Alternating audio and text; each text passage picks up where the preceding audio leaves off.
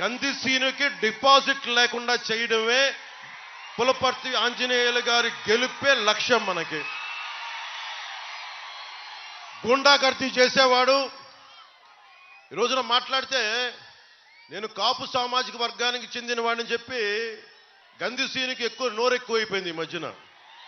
ఇందాకే చెప్పాను గంధిసీను, నేను నీలాంటి రౌడీల్ని చిన్నప్పటి నుంచి చూశాను. నేను గుర్తుపెట్టుకో, నువ్వు మర్యాదగా మాట్లాడితే నాకు ఓకే.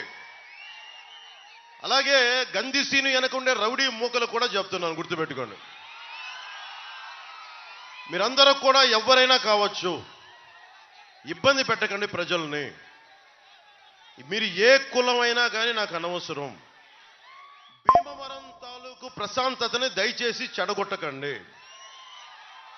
ఇది చాలా బలమైన మధ్యతరగతి అట్టడుగు వర్గాలు, బాగా డబ్బున్న వారు అందరూ కలిసిమెలిసి ఉంటున్న నియోజకవర్గం ఇది.